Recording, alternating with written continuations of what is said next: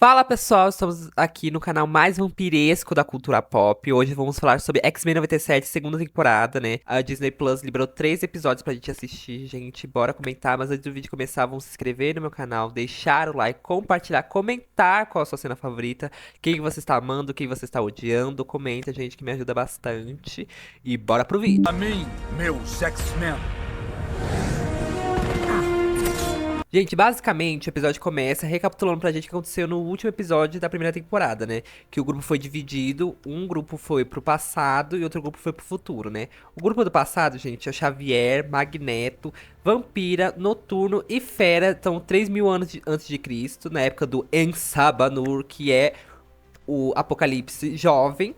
Gente, e do time futuro temos Jean Grey, Ciclopes, Morpho, Wolverine e a Tempestade, gente. Mas aí corta pra cena, estamos com o Force e com o Bishop decidindo quem que vai pro passado e quem vai pro futuro. Basicamente o Bishop decide ir pra 3 mil anos antes de Cristo e o Force vai ver a sua amada no futuro 3 mil anos depois de Cristo, né, gente? Então acompanhamos o Force indo pro futuro, né? Ele já chega, coitado, sendo atacado por ciborgues, né? Coitado, se lascando totalmente. Mas os ventos do norte e ventos do sul chega a nossa querida Ororo e salva o Force. E do nada aparece o Wolverine também, gente, com um visual completamente diferente, muito inusitado. Eu pesquisei pra ver se tinha alguma referência, mas eu acho que é exclusivo da série. Se você sabe de alguma coisa, a gente comenta aqui, porque eu achei o visual bem fera, né? Bem distópico, eu simplesmente amei demais. Aí nessa confusão toda, a gente chega o Ciclopes e a Jean Grey, né, pra explicar pra nosso público o que está acontecendo, né, gente? O que está acontecendo? Basicamente, né, todo o grupo, né, que foi pro futuro, ele foi recebido por um grupo chamado Ascani, né, que eles acreditam na profecia que o Cable, né, filho do Ciclopes, vai ser o salvador da pátria que vai derrotar o Apocalipse. Inclusive, mostra o design do Apocalipse do futuro, que tá maravilhoso, gente. Achei lindíssimo.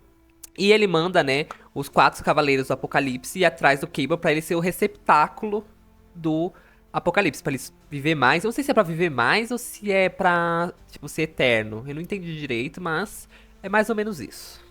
Aí conhecemos, gente, a mãe Ascani, que é toda misteriosa, jogando enigma, e ela faz a gente entender mais da profecia, né? Basicamente, a profecia fala que, né, vai uma criança prometida, vai crescer e eles têm que cuidar dessa criança para ela derrotar o Apocalipse. Aí o Scott fica nessa, não, tem que cuidar do meu filho e tal. E o grande dilema desse episódio, gente, é se o Scott e a Jean Grey vão arruinar o plano. Porque se ele tira o Cable dessa linha temporal, gente, lasca com tudo, acaba com a profecia, o Apocalipse não é derrotado, aí o mundo que já tá destruído nesse futuro vai destruir todos os outros futuros, entendeu? Ai, gente, o que me irrita, gente, é que, tipo assim, se tem um plano, segue o plano, segue o maldito plano, aí a gente tenta, né, é, levar o Cable pro futuro deles, pra eles cuidar do filho e tal. Aí chega os 4 Cavaleiros do Apocalipse. Aí basicamente, os 4 Cavaleiros do Apocalipse é a guerra, a fome, a peste e a morte, né? Que eu achei os designs deles maravilhosos, poderes incríveis. E ele derrota a família Margarina, né? Que é composto por Jean Grey, Ciclopes e o Cable facilmente. E pra ajudar, eles ainda são sequestrados, né, gente? Porque nada podia ser tão fácil assim, né? Aí a Aurora e o grupo planejam um plano pra salvar a família Margarina. E o Morpho chega e atrapalha tudo com as palhaçadas dele, gente. Pensa no personagem que eu odeio, é o Morpho. Nossa, pelo amor de Deus. Pós-reunião, né, Aurora intimida a mãe Ascani e fala: Minha filha, para de charada e fala logo o que você quer. Aí a velha Ascani dá um fecho na Aurora e fala assim: Você é poderosa, minha filha, é só a Marvel que gosta de te nerfar mesmo. Você tem o poder da tempestade solar. Ela falou: Não, mas eu só tenho o poder de ventos, não mexa com o solar. Ela falou: Consegue, você consegue sim. E ainda dá outro gag, assim, da história, porque basicamente ela só é Rachel Summers, gente. Essa parte eu quase caí pra trás. A velha Ascani é Rachel Summers, e ainda comentei assim, né? Falei assim, nossa, eu queria tanto que tivesse a Rachel Summers na história do Marvel. E era ela, a velha Ascani, tava lá, sendo a Rachel Summers. E ela basicamente dá outro plot nesse episódio, porque ela falou que ela que trouxe eles pro futuro pra ajudar eles a, né, auxiliar o Cable, pra ele ser a profecia se concretizar assim de vez. Gente, nessa hora eu fiquei um plot atrás do outro e melhorou muito o episódio. Porque a Jean Grey e o Scott cansou bastante esse episódio, o papinho dele de discurso no jutsu e toda aquela coisa. Mas essa revelação da Rachel Summers e que ela trouxe eles pra lá, melhorou o episódio tipo 100%. Voltamos, né, pra família Margarina. Aí eles fazem um discurso no jutsu de novo com o Cable consegue libertar eles. Aí o plano dos X-Men pra invadir a base é destruindo tudo, assim, chegando com tudo, aí tentando uma luta e tal. Até aparece o Thor, que eu fiquei assim, como assim o Thor tá aparecendo aí? Aí eu lembrei que tem o Morpho, que ele é esse recurso narrativo de trazer personagens que não vão aparecer, mas eles colocam. E eu simplesmente amei, aí tem salvando todo mundo, o Cable virando líder. Aí vai ter a tecnologia lá que ele enfia o braço assim e melhora o braço. Ele vira basicamente assim o líder, a profecia se concretizando. Aí faz uma transição pro Cable adulto, que eu fiquei, nossa, baita transição, realmente. Aí o Cable tá simplesmente conversando com quem? Com a Psylocke e o Arcanjo, gente. Essa hora eu dei um grito, que eu amo a Psylocke. Finalmente ela vai ter uma mídia decente, vai ser bem representada. Eu fiquei muito feliz. E basicamente o episódio acaba com o Cable falando que precisa recrutar mais pessoas. E aparece a Jubilee e o Roberto, né? Que é o nosso querido Mancha Solar. Eu simplesmente amei esse episódio, gente. Foi incrível. Tem umas partes arrastadas da Jean Grey com o Scott, mas eu praticamente gostei bastante. Acho que se fosse pra dar uma nota pra esse episódio, eu daria um 9.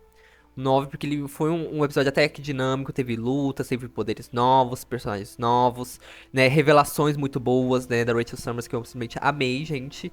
Eu acho que, tipo assim, essa temporada começou muito bem. Eu acho que foi melhor do que da primeira temporada, que ainda deu uma arrastadinha, essa foi mais pá, acontecimentos, né, eu simplesmente amei, gente. Bora pro segundo episódio? Bora! O segundo episódio começa em 1997, gente. Os heróis X-Men sumiram e basicamente o governo está caçando os mutantes pra deixar eles em lugar seguro, né? Basicamente estão sequestrando, né? Aprisionando os mutantes. Aí a gente é apresentado no novo grupo, né? O X-Factor, que eu achei esse nome cafonérrimo pra um grupo. Nossa, muito ruim mesmo. E basicamente ele é composto por Lupina, Polaris, Alex Summer, gente, que é o irmão do Scott. Eu nem lembrava dele, gente, nem sabia que ele tinha irmão. Não lembrava mesmo. Não sei se no X-Men Evolution tinha um irmão do Alex. Do Alex, não, do Scott. Gente, eu não lembrava. Aí tem um Homem Múltiplo também, que eu nunca ouvi falar. E um tal de Guito, que é o Fortão, assim, gente. Sabe o Fortão? Então, e eu achei esse grupo meio distante. Eles trabalham pro governo, gente. Ele, né, que estão ajudando os mutantes. Aí corta a cena, gente. Vamos pro Cable, né, recrutando o Jubilee e o Roberto da Costa. E essa cena é maravilhosa porque ela até fala assim, mas você tá me recrutando? Eu só solto fogo de artifício. Aí o Cable acredita na juventude, que é a esperança do futuro, né? Eu simplesmente amei essa cena. E basicamente a missão dele, gente, é no Rio de Janeiro. Nossa, nessa hora eu também dei um grito. Eu falei, meu Deus, o Rio de Janeiro! Aí destaque, né, pras escolas de samba, só tuti no carnaval. E basicamente eu simplesmente amei essa parte, gente. Obrigado por incluir o Brasil, que o Brasil é top. Então, gente, a missão é o quê? Ir atrás de um dos quatro cavaleiros, né, do Apocalipse, que é o Guerra, que da descrição do Cable, gente, parecia, meu Deus, ele é o fodão, ele é o top das galáxias, porque, gente, ele falou assim, não, que ele já fez vários genocídios e várias mortes, e não sei o que, ele é muito perigoso. Aí a Jubilee e o Roberto da Costa vão atrás dele no meio da muvuca do carnaval, e a Psylocke consegue pegar ele facilmente. Eu achei, tipo assim, se ele durou 5 minutos foi muito. Então acho que a descrição do Cable não cabe a ele, porque foi, tipo, super rápido. Gente, o Guerra é capturado e a Psylocke entra na mente dele. E a gente vê uma cena do Guerra falando com o Apocalipse. Uma cena bem, um diálogo bem expositivo, assim, eu não gostei. Achei meio desnecessário, assim. Mas ela conseguiu ver tudo porque tinha uma proteção de diamante. Quando eu vi essa cena, gente, eu gritei, Emma Frost! Aí eu, como eu e a Jubilee somos muito ligados, a gente falou a mesma coisa. E começa todo um diálogo, gente, que eu achei meio complicado, porque se era pra matar ou não Guerra. Eu achei assim que, tipo assim, os dois lados estão meio que certos. Eu achei o bom do X-Men que tem. Os dois lados têm pontos muito bons, assim. Porque, tipo, a Jubilee fala de se matar e está se igualando aos vilões. E o Cable fala, mas se a gente não matar esse tipo de pessoa que é o Guerra, pode ficar causando por aí. Então esse tipo de pessoa não pode estar vivo. Então você fica nos dois pontos, tipo, a pessoa tem razão, também tem razão. E o X-Men sempre cai naquela famosa frase que é o oprimido querendo ser opressor. Porque se é pra justamente ter a libertação, assim, contra o Apocalipse, que é um regime ditatório, e você acaba sendo agindo da mesma forma, mas é complicado se você não agir da mesma forma, não tem revolução. Porque a revolução vem através da violência. Então fica naquela coisa ali complicado, gente. Eu acho complicado. Comenta aí o que vocês acham. Se você está do lado Cable ou se você está do lado Jubilee. Aí depois de muito diálogo, Guerra vai com Deus, né, gente? Vai lavar o pé de Jesus, não, ele vai pro inferno. Enfim, gente, vamos atrás da Emma Frost, né? E, gente, que personagem. Que personagem, que diálogos. Ela, né, toda envolvente, só querendo dinheiro, né? Pra revelar a localização da contrabandeação do Guerra. Aí leva lá pra Suíça. Vamos pra Suíça, num galpão velho. né? Chegando lá, obviamente, gente, é óbvio que era uma armadilha da Emma Frost. Ela chama a X-Factor, que depois de muita briga, muita confusão, né? O Cable escapa junto com os demais e a Jubilee fica pra trás, a gente é capturado. Após isso, gente, a Jubilee é interrogada pelo Alex Summers e pela Polaris. E a Jubilee dá vários fechos, gente. Relembra a Polaris que ela também era uma X-Men. Corta a cena, gente. Roberto dá aquele fecho no Cable, falando assim: por que você deixou a Jubilee pra trás, a amada, né? Dele. E o Cable não quer saber de nada, gente. Não quer saber de ninguém. Fala assim: não, ela se vira, ela consegue sozinha. E não é que ele tava certo, gente. Ela conseguiu mesmo, graças à ajuda da Polaris, né? Depois daquele fecho que ela tomou da Jubilee falando assim que você era uma das X-Men, acorda pra vida. Ela libera ela e fala assim: ai, faz o que você quiser com os seus 5 minutos que você tem. Aí a Jubilee dá. Gente, a cena dela. Mano, dá um show, mas um show, assim, de poderes. Claro que foi, né, em Soldados Rasos, né? Mas ela deu um show, gente, maravilhoso. Ao som de Volcana Girl, gente, né? Que é uma banda alternativa. Simplesmente amei demais, gente. Estou viciado, confesso. Eu repeti essa cena várias vezes, porque eu simplesmente amei a movimentação e tal. E ela tá fugindo e o pessoal do X-Factor lá atrás dela. O pessoal atrás dela. E eles conseguem barrar ela, assim, da saída. Falou assim, você tem uma opção. Ou você é presa, ou você se joga aí. Ela falou assim, ah, quer saber? Eu quero que vocês vão se fuder. Vai pra casa do caralho. E pula, assim, e vai embora, gente. Essa cena é maravilhosa. É perfeita. A Polaris faz de som, assim, tipo, nossa, quem que deixa a Jubilee escapar? Que loucura e tal. Foi muito boa essa cena, gente. Só por essa cena é 10 episódios. Só por essa cena, assim, é simplesmente maravilhoso. Gente, a Jubilee escapa, né? O Cable vai lá e salva ela. E ela também salva todas as crianças que estavam presas com ela. E ela simplesmente solta essa frase: se não for pra salvar o mundo que o Apocalipse quer destruir, pra que derrotar ele? Eu achei essa frase simplesmente incrível. Essa é mulher, gente. Eu simplesmente amei a Jubilee nesse episódio. Ela foi incrível, do começo ao fim. Todas as patadas, todos os feixes, a cena dela, tudo pra mim foi perfeito.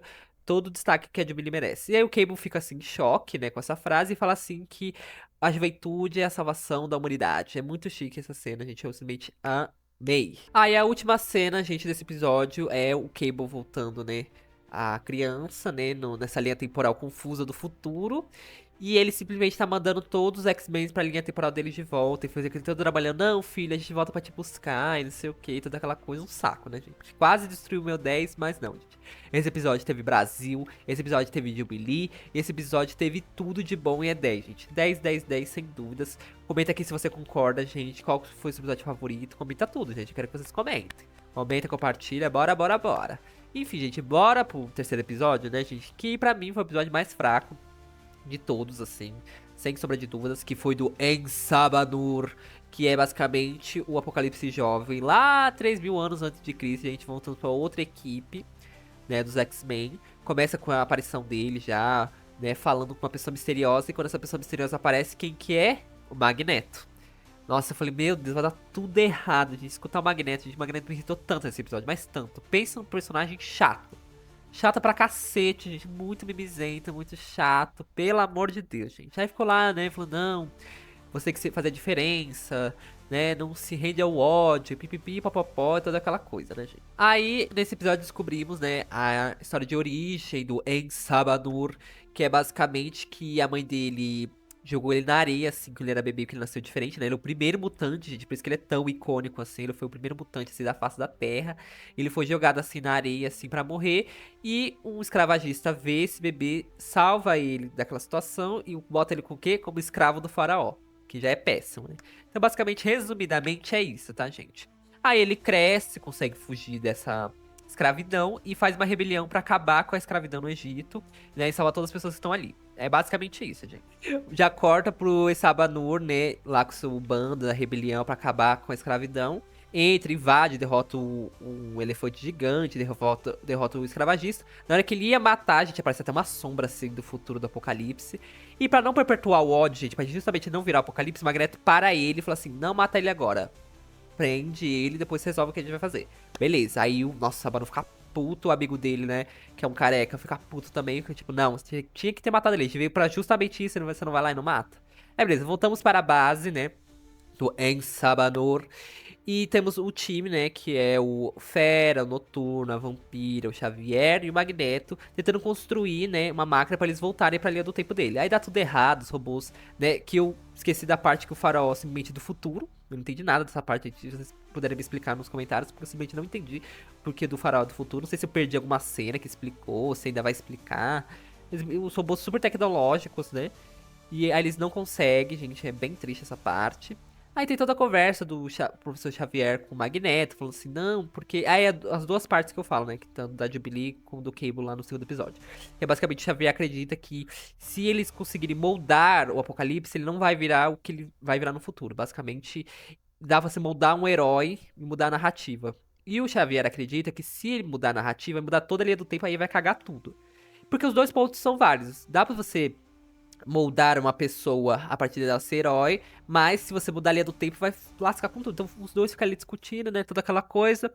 Aí o careca, lá, amigo do Insabanur, fala assim: não, eles estão tramando alguma coisa. Descobre que eles estão usando o Insabanur pra construir uma máquina. Aí eles acham que é pra atacar eles. Aí começa toda uma briga, uma discussão. E começam a ir pra lá e pra cá, corre. E quem salva o dia? O Bishop, que chega lá, né? No passado, né? Chegam lá no 3.000 anos antes de Cristo, salva eles, toda aquela coisa, e o faraó aproveita, né?